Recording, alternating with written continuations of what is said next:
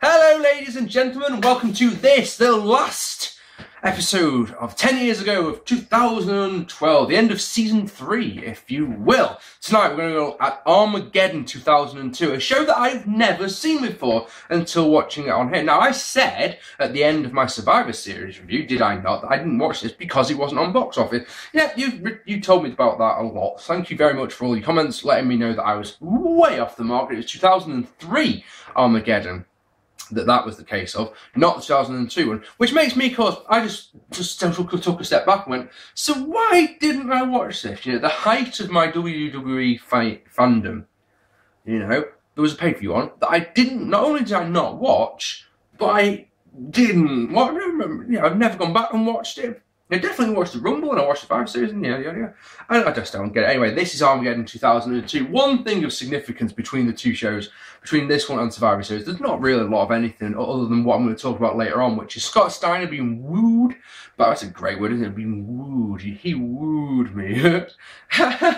Yeah, being wooed by both Raw and SmackDown, which was mildly entertaining. Scott Steiner, you'll notice, isn't on this pay-per-view once, not in any capacity, not even a backstage. He's just not there. Don't worry, he'll be on the show next time versus Triple H at the Rumble. Yay. Now what we've done, ladies and gentlemen, we're going to try and experiment with this episode. We're going to try and make it just that little bit shorter. Instead of going through the matches, move, I've made 4 or 5 bullet points per match, alright? So I'm just going to talk about little tiny bits instead of just waffling on for half an hour about every single move that goes down. Because if you wanted to know, my thinking is I want to make my vids shorter by quite a lot. I'd basically imagine if all my vids are half an hour long, I want to try and make them 15 minutes.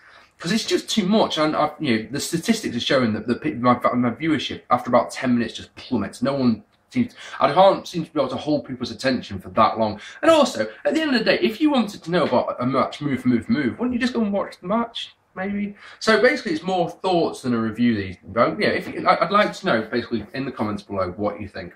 Okay, so, opening contest, shall we get on with it? Booker T and Goldust defeating Jericho and Christian, while some Wwe Regal and the Dudley Boyz in an okay 4-way elimination match to win the WWE Tag Team titles. Now, the first thing I need to point out on this one is, does anyone else think that Booker T lost a bit of momentum? Booker T and Goldust, I mean, in their quest to capture the tag team titles. The quest started at SummerSlam back in August. But what I mean is that they put Booker T in the Elimination Chamber last time out, did they not? I think they lost a bit of momentum because of that. Maybe it's just me, but they've had so many title shots, Booker T and Goldust, by this point. Every single one of them had failed to capture the championships on. So I think the crowd didn't expect or care who won this match. The match was a 4-way match, 4-way elimination match, and I just do not understand this at all because the first 5 minutes were utterly pointless in this match. They were complete silence. And more to the point, right, the 2 eliminations that happened early on in the match, happened within 30 seconds of each other, meaning that it went down to a standard 2-team versus 2-team match, which is just, for me, felt like, if that's what they wanted to achieve, why didn't they just book that match to begin with? For example, oh, well, God, I've just lost my point. I was going to say 2 points at once then. It's just one of those booking decisions that I don't quite seem to understand, was the first point. The second one is that the 2 eliminations were fucking awful. Because William Regal pinned Buyrate Dudley. Lance Sullivan done a leg drop off the top rope, yeah? It looked nice. And then Regal somehow managed to fuck up doing the roll-up on Bubba. And so, because he just couldn't turn him over. It looked like they were going to do a reversal sequence, and he just couldn't turn him over in time, which looked horrendous, 1, 2, 3. And then, in one of those weird things, Regal walks into a power slam by Goldust and gets pinned. And for me, that's one of those, when was the last time someone got pinned off a power slam? More importantly, when was the last time someone got pinned off a Goldust power slam? And that was a strange one. Then we got down to the actual two teams. The match picked up a bit, sort of. And what I mean by that is that, the crowd were into bits of it, but anytime that Goldust played Faced in Peril for fecking ages, yeah? And every time he got any offense in, no one cared in the slightest. One of the things that was really weird is when Booker T got in here, he got the hot tag, he cleans house, but then Jericho gets a lion salt, yeah?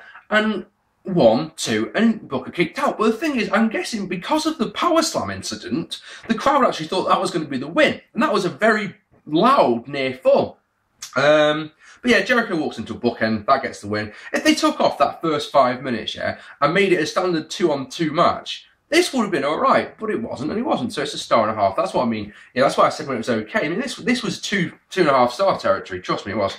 Next, Edge defeated A-Train via disqualification, an absolute horrible match, our first dud of the evening. We haven't had a dud on one of these reviews for quite a while, have we? As far as I know. Crowd don't care about A-Train one bit. Why should they? Why should they care about A-Train at all? Can someone answer me, what does A-Train mean? I don't know. His name was Albert. Does that mean he's Albert Train? I'm just not sure. One of the things that bugs me about this match really badly is Michael Cole. Because, well, Michael Cole just bugs me in general, but as you know, but Michael Cole keeps calling him the A-Train. The A-Train. I'm sure he's just A-Train. In fact, I remember the rest of the time he was in WWE, he was just A-Train. The announcers would call him A-Train, but in this match, he is the A-Train, and that really bothers me. Match is sloppy, it lacks any sorts of heat, utter waste of time. A Train kicks out the spear that Edge had hit, and then hits Edge with a chair for the disqualification. What do you fucking do? And then, the show goes up a bit again. Chris Benoit defeated Eddie Guerrero in a really good match. Enjoyed this one a lot, but this one wasn't the technical masterpiece that I was expecting, believe it or not. With these two, put them together, off you go.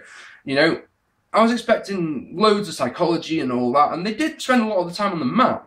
But let me tell you, the thing about this match is that, I mean, there was no reason for it, is the point. It's just these two having a match, because, I mean, I've always thought that this was the match, because I knew about the results of the match, I'd just never of the show, sorry, I'd just never seen it. I had always assumed that this match was for the #1 contendership, yeah, because Chris Benoit will fight whoever the champion is at the Royal Rumble. I've always thought that, but it's not announced as such. It really isn't. So you're like, okay, so I don't actually have reason to care. And then the first 5-10 minutes are all on the mat, and the crowd just completely switch off. They're just not interested one bit. I mean, there is, you know, Benoit must be in a bad mood. He doesn't hit 3 rolling German suplexes. No, he hits 5. Favourite part of the match of this one is Benoit going up top. He goes to the diving headbutt. When he notices that Eddie's starting to, to stir, so he comes down. Instead of doing it and missing, which you'd expect, it's just one of those things that I'm so used to seeing, you know, like always stirring, oh, I'm going to fucking do the move anyway, because he'll move and I'll crash and burn, you know, that's one of those unrealistic looking things. Benoit sort of spots Eddie starting to stir and goes, comes down and hits him with a couple more German suplexes just to keep him down. Guerrero makes an appearance, takes out Benoit with a title belt, just because he can, I suppose. Finish comes when Eddie locks on the lasso of El Paso. Locks on good and proper are really properly cranked up. Benoit rolls through into a crossface. Eddie tries to counter that into a roll-up, but Benoit holds on to the crossface as a submission victory. Like I say, crowd are not into this one in the slightest. There's a boring chant at one point. That's how little they are interested in this match. A boring chant between, I mean, Jesus Christ, you think of it now, 2 great technical wrestlers. A boring chant, really. And that's one of the things that, you know, I always say about wrestling, don't I, that I'm a wrestling fan more than anything. I love my psychology, but the WWE fans to this day are so conditioned by chair shots and ladders and big bumps that technical wrestling doesn't mean shit to them. It sounds like PCW fans, to be honest, doesn't it? And I don't mean that in a derogatory sense. I genuinely don't. I've noticed that the PCW shows I've been to where there's been great technical wrestling, the crowd are not interested at all. I, on the other hand, can sit and watch Matt. I can watch Matt wrestling, a 30-minute match that spends the whole time on the mat. I can watch it and sit there with a great big smile on my face going, this is fucking sick. That's just me. Next, oh Jesus Christ, right, this show goes so downhill at this point. After you've had that match, this 3.5 star match, if the crowd had cared maybe for a bit more technical wrestling, a bit more reason for the technical wrestling, because I noticed Eddie Guerrero worked the leg, but Benoit didn't really do that much psychological work, you know? Does that make sense? 3.5 stars. Next, though, my God, the show goes so bad as Dawn Marie comes out with Al Wilson. And the whole point of this is that Dawn Marie and Al Wilson are engaged. Whoop-de-doo, don't give a shit. This was when Paul Heyman was booking SmackDown, yeah? And basically, you know, with the HLA and the gay wedding stuff, Paul Heyman had been told, you've got to give us some sort of soap opera, and this is what he came up with. Unlucky Paul Heyman. It's like one of those, but I don't want to, so I'll just do the... It's like you're going, I don't want to do this, so I'll just give them the worst thing I can think of, and this is what he came up with. Dawn Marie wants a bit of Torrie Wilson, and she keeps saying that if you love your father, you'll do this. And it's like, you know, when she refuses, she keeps saying, well, you clearly don't love your father. This segment, right, I swear to God, lasts for 17 minutes of a pay-per-view. And it just goes on and on to silence, to indifference, to, I mean, I still now, I mean, I watched this a couple of nights ago, and I'm still started thinking about soft porn, because that's all it is, it's two women kissing, that's it. Who bought this pay-per-view for that? I bought this pay-per-view, I'm watching this pay-per-view tonight, I'm paying my hard-earned money for this, because I really want to see Torrie Wilson and Dawn Marie getting it on, some lesing it up sort of thing. Like, no, I know I didn't. Obviously, because I didn't watch it, but I wouldn't have done. I cannot think this. So anyway, it goes on and on and on. You see footage of just slow footage, like Dawn running a strawberry seductively around Dawn Marie's lips, and Torrie Wilson's like having none of it. And it goes on, and it goes on. And just when you think, like, this is it, there's got to be more, it keeps going. And the only notable thing, the only thing about this is that just as they're starting to kiss, Dawn Marie stops the footage, and the crowd go, oh! And it's like, my God, they were suckered in by this shit. Maybe that silence wasn't a turn this fucking day. Maybe they're like, oh, lesbians. I don't know. I just do not know. And then, do you know what the stupid crowd do? They chant, we want more. Can you believe that? I actually watched the whole thing. Instead of fast forwarding it like I wanted to, I just wanted to see just how long this shit went on. 17 minutes, I think it was. It was definitely over 15. Fuck. And they didn't get any better, because Batista defeated Kane in an absolutely woeful match. Now, I'm sure you remember Batista was Deacon Batista. This was his first pay-per-view experience. Let's throw him against a mid-carder who is very, very protected. What a good idea. Instead of throwing him out there with a mid-carder who he can just absolutely obliterate, they throw him against Kane, who is always going to be a protected wrestler. Don't know what I have no idea what they were trying to achieve with this. And let me tell you something, people. Batista looked fucking awful. Hitting 3 power moves, yeah. 2 of them he managed to completely fuck up. Fucked up a powerbomb. Fucked up. Oh my God, he hit a spine buster. Looked so awful. So very awful. Ric Flair interfered twice. Set out bomb, got the win for Batista. Whoop-de-fucking-do. And then it just, the horribleness just kept coming. It just kept coming. We've had quite a few good shows in 2002. We've had at least alright shows. We haven't had anything that's been particularly offensive this year, have we? I tell you something, guys. It's like they just wanted to just go, fuck it with this show. Because John Cena comes out, making his first pay-per-view appearance since Vengeance, yeah? And, oh my God, in the meantime, he's become Vanilla Ice. He cuts a truly woeful rap. It's so bad, and it gets worse because he's got Bling Bling Buchanan with him. Oh, Jesus Christ. Who thought that was a good idea? And do you know what the thing was at the time? The thing, I genuinely remember this, was that the thinking behind this was that one day Bling Bling Buchanan will turn on John Cena and become a new superstar. You know, the kind of Shaun Michaels Diesel-esque.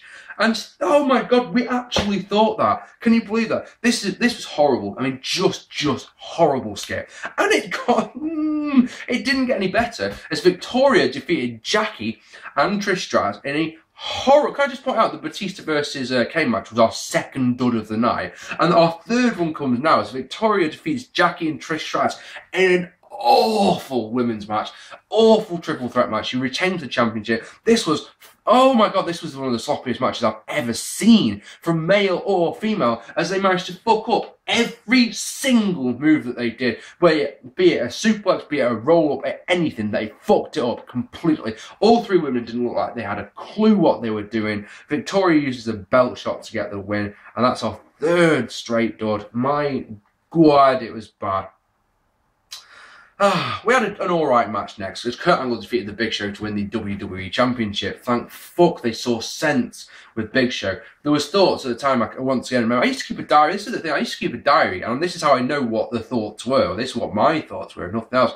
Really thought the Big Show was going to keep the championship until WrestleMania, and then a babyface would get it back. No, let's pull the truck and trigger on this one right now. Get that belt off Big Show and get it onto anybody. Thing is, Kurt Angle, as we all know, is somewhat of a miracle worker. And actually managed to get quite a decent match out of this one. The problem is, I mean, to his credit, Big Slow did some alright things. The offense he got in looked right. He did a nice vertical suplex, did an absolutely perfect sidewall slam. But the crowd just didn't give a fuck. There was backstory with this one. Brock Lesnar had been suspended after after Survivor Series, not SummerSlam, that was ages ago. After Survivor Series, Stephanie McMahon had told you, Brock was bouncing around backstage. He wanted revenge on Heyman after what we saw at Survivor Series. Stephanie McMahon had said, if you attack any WWE superstar, you will be suspended. So, of course, Brock Lesnar could have, it's one of those, if you're going to do it, if you're going to get suspended for it, do it properly. He F5s Big Slow through the announce table. Like I say, do it right. So, yeah, but anyway, Angle had been talking to Brock. He was suspended, but he was still backstage. That doesn't make any sense. But Angle had said, no, if you'll be in my corner, I might be able to get your suspension lifted. Brock Lesnar, cool as a cucumber, says, if you can get my suspension lifted, I'll think about it. I like that. That was good. So basically, it was a case of when, not if, Brock Lesnar would interfere in this match, is what I'll say. Is it it's not an arm-breaking moonsault dome, is it? If it's a moonsault press, when Big Show, jumps onto Big Show, if you're not on the floor. So I'm sorry, I can't say it this time. I'm sorry. I don't make the rules, Angle hits a fantastic angle slam. That gets the pop of the night, is the angle slam on Big Show. It's crazy that, isn't it? Because we're going to see an F5 as well at some point. But yeah, ref gets bumped. Angle to use a chair, but then A-Train comes out, hits a really nice backbreaker on Angle. To be fair, that gets a massive pop as well, which is crazy. Big Slow hits the choke slam, but as he goes for the cover, Brock Lesnar comes out, hits the F5. On Angle. Angle covers for the win. The match was 2 stars, in my opinion. It was way better than I was expecting. I was expecting this to be half a star, maybe even dud territory, if I'm honest. It was way better than I was expecting, but that isn't saying much. My expectations weren't exactly high to begin with. And it goes 12 minutes, which I'd say is about 3, maybe even 4 minutes too long, personally. And then we get on to the main event. Jesus Christ, this was so bad. I've had conversations about this on Facebook recently. A lot of people seem to remember this match being very, very good, right? So I went into this one with an open mind because I'd heard also from friends that this one was fucking shite. So I went into it with it could be good, it could be shite. Triple H defeating Shaun Michaels in an awful 3 stages of the Hell in a Hell match. Oh my god, the build-up with this one was so fucking shit because Triple H had done quite a serious leg injury. I think it's a hematoma. It's when you get a ball of blood in your leg. It's very, very painful, apparently. He had one of those. So instead of just going, right, what we'll do is we'll put someone else in the match and we'll have Triple H win the belt back at Royal Rumble. Oh no, Triple H had to show what a gutsy guy he is and went out and wrestled a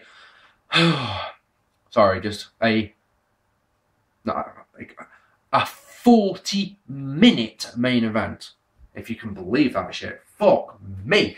Triple H has got a truly gargantuan bandage on his leg. It's absolutely massive. Build up so bad though. So bad. Little things like, excuse me, got a cold. They brawled backstage, right? And ended up where Shaun Michaels did an elbow drop off the truck, yeah, into a dumpster that was full of foam. And you saw the foam. And you go, oh, Jesus Christ. That's woefully bad. One thing to point out was we got a ladder match between Shaun Michaels and RVD, which was proceeding along nicely on Raw until, oh, look, here's Triple H to interfere, That was a bit pants, but yeah, that was all good. So anyway, let's get on with it, shall we? So, first of all is a street fight, and I tell you, it's boring, it's generic brawling and really crap looking weapon shots. Triple H can barely stand. He's limping so heavily, and it's not selling limping, he can't stand up properly. If he's so injured, why not just do a normal match, have it go 10 minutes, happy day, end it in a double draw, does a double disqualification if you need to, if you have to, if that's what has to be done.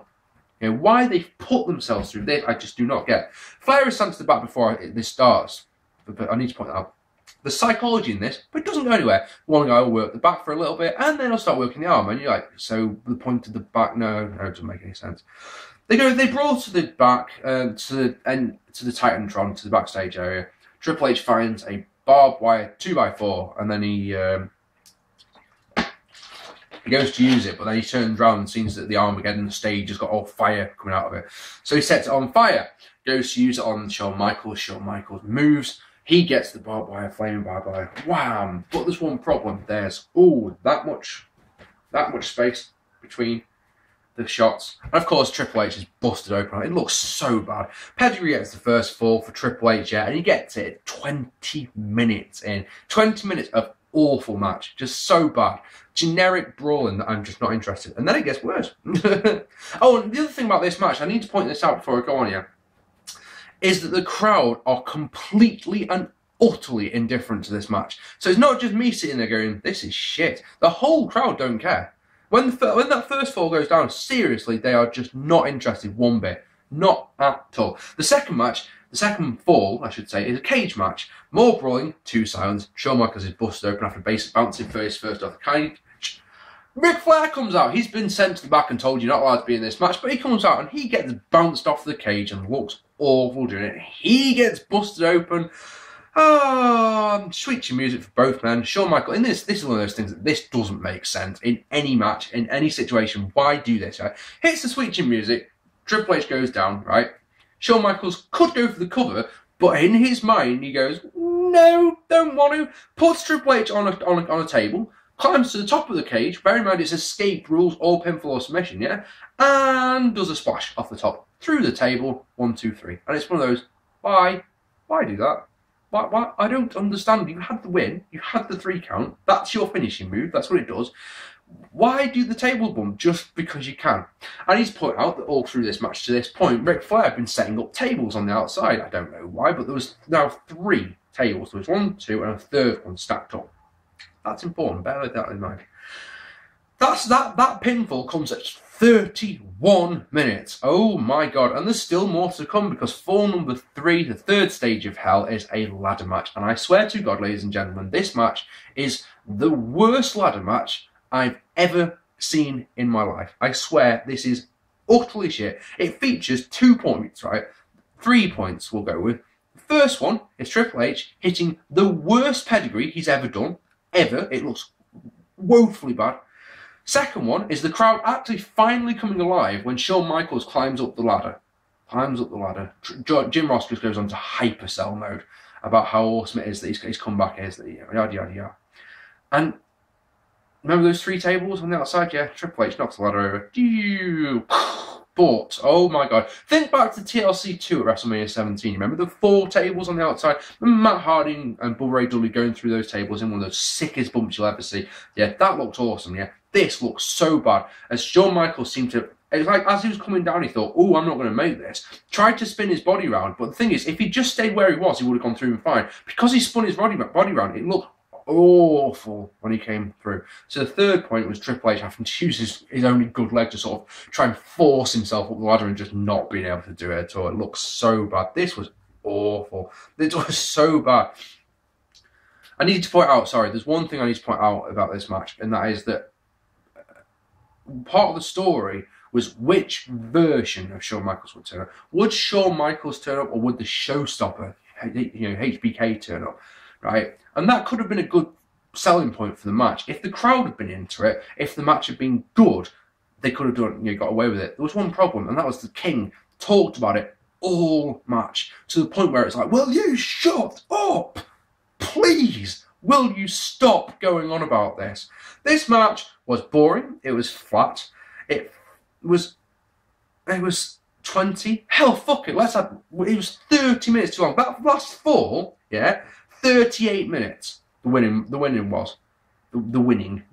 Triple H got the win at 38 minutes. They could have taken 30 minutes off this match comfortably, and it still would have been just as shit. I'm so certain of that. 1 star, because all my days I am such a lucky pup, aren't I? Such a nice boy. I am so nice. The only thing I will take away from this match is the Benoit versus Guerrero match, and even that wasn't as good as it could have been. The rest of this whole show was unforgettable. Sorry, just completely forgettable. Unforgettable. I'm a fucking idiot. It was complete, forgettable junk. Utter shit. Avoid at all costs. Because I'm very, very, very nice, I'm going to give this show 2 out of 10. Ending the show on end of the year on a proper bum note. So, that's 2002. Next year, we go on to 2003, which I remember being fucking awful. I remember the SmackDown branded shows being good, and I remember WrestleMania being good, and that's about it. Seriously, most of the shows next year I'm probably going to select, especially the Raw brand shows. Shows like Bad Blood that I fucking hated. So I know there's a lot of you out there who like seeing me rant about shows, so stick around, guys. If you haven't already, hit that subscribe button. You know it makes sense. I've been Mark P. This has been Armageddon 2002. I would love to know what you thought of this show. Let me know below. Subscribe if you haven't. Have a happy Christmas, safe New Year. I've been Mark P. Take it easy, guys.